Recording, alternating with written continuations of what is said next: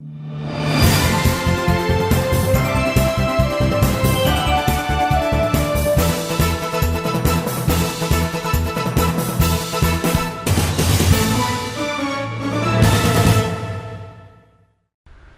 my friends, dear friends, welcome to the show Check Chow on East West with G&E TV. We all know that our President Barack Obama is in Asia now. He is in Asia for visiting several countries, first stop Japan. In Japan, he made something, well, splendid, something, not that much, that we're trying to give some comment with. One of those things that he did that we Americans feel that we don't not necessarily like it was that he made a statement, strong statement, and ever in history statement for the United States to be that strong, that spearheadedly about the Diaoyu Island, which belonged to China. With me today is my good friend, trustworthy friend, Professor Dr. Chang, Victor Chang of Sino Strategic Research Institute. And I would say welcome to my show, Dr. Chang. Thank you for having me. All right, good. My pleasure. I know you're running a very, very tight schedule. For example, today on a Friday afternoon, you were running back-to-back between the events. However, you still made it, and I really appreciate that. It is something that we really have to pay attention to. Not only you're a scholar, not only I'm a media man, but the fact that we are Americans. We're Americans trying to find out what our president does. Really, does it really represent us? Does he really speak for us? Do Americans want to do that? So to start, I would like you please give us a short background about yourself, about your study, and then your comment about my first question, please. Okay, thank you.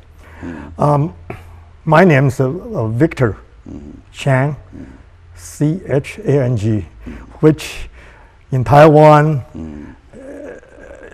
is called Chang, but in mainland China it's called Z-H-A-N-G. Z-H-A-N-G, yeah. And I was born in China, but I was very, very young. Oh, born in China? Yeah, very, very young. I see. I'm about 2 years old, we, with my parents, we went to Taiwan. I see. So most of my education before the graduate school was in Taiwan. So I came to the United States in the early 70s, and I was involved in Diaoyu Tai movement. I see. Because I always love the global things, like global vision. In that sense, I really follow a very good tradition of a Chinese traditional scholar. I see. Okay. And which is not just only interested in the skill in making money or whatever, but has a certain broader aspiration regarding the general well-being of a much bigger society. Yeah, of course, yeah. And I got my PhD degree from Caltech. So what's your major? My major is chemical engineering. All right. But as I said, that's because I kept this traditional Chinese scholars. Well, isn't that something good? You have something solid as your expertise to make a big life with, and then you have vast interest of other issues too, right? Yeah. Okay. And that's really, I love it, okay? Of course. And I've been professor at the U.S.C. for many years. And so you at the beginning of this program, you mentioned that Obama's visit to Japan, just completed, yes. I think yesterday. And to me, my immediate impression was I was disappointed, but not really surprised. I think we can go more deeper on why I feel that way. Sure. But I believe that what he put in the joint statement, especially regarding the Diaoyu the Americans' obligation to defend, to help Japan in defending Diaoyu Island, or Japanese called Senkaku Islands.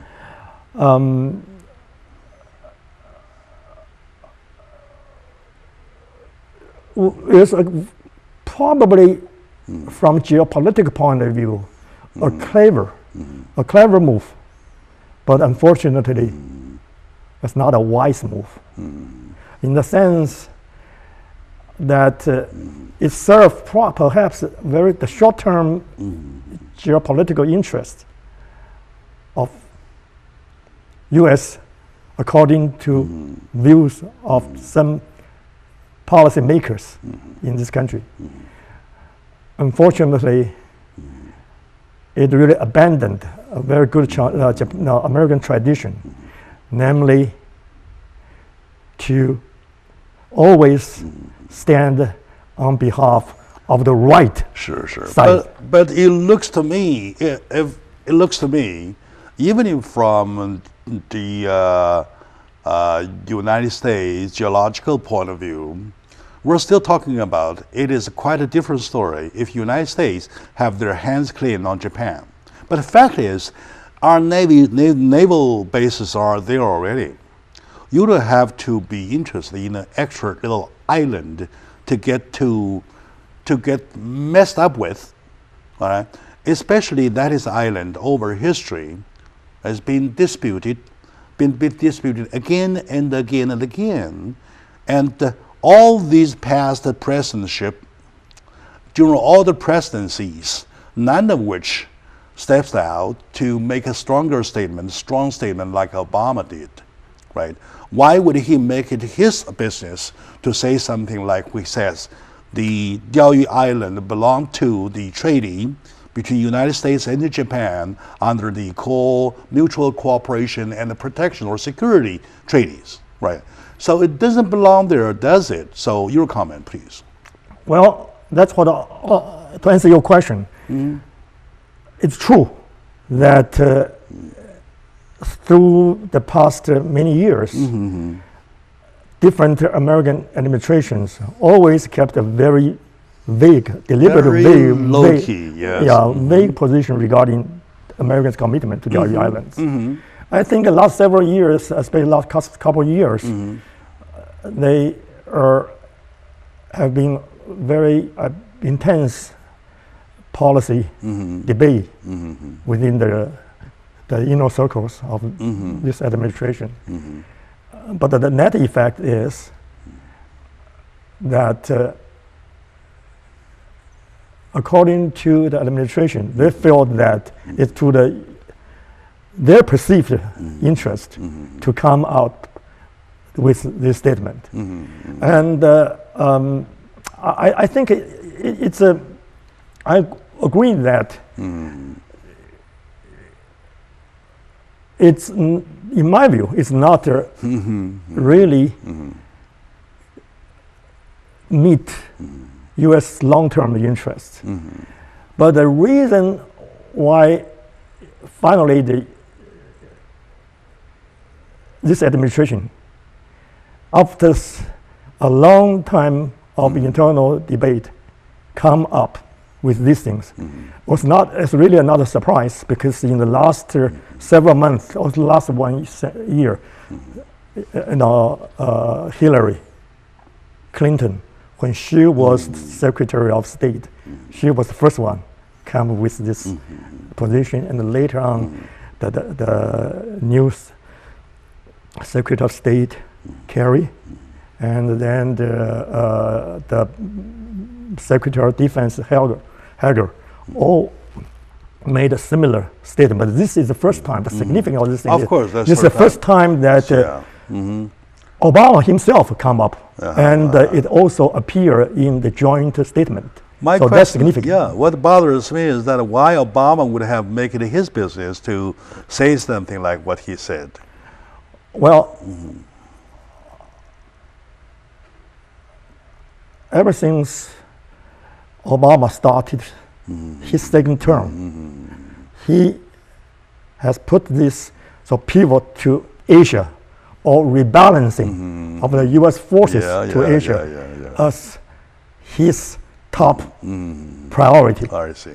And then you look at things. I think that I can give you several levels of reason why they took this way, this view. Okay. First, the whole world is entering a very important and defining transitional period, as indicated in 2007 to 2009 financial crisis. Now, this crisis signals the necessity and of the change in the political philosophy and in change in the relative strength between U.S. and others. Okay. All right, Dr. Chao. Let's take a short moment. When we come back, we'll continue. Okay. All right, sure.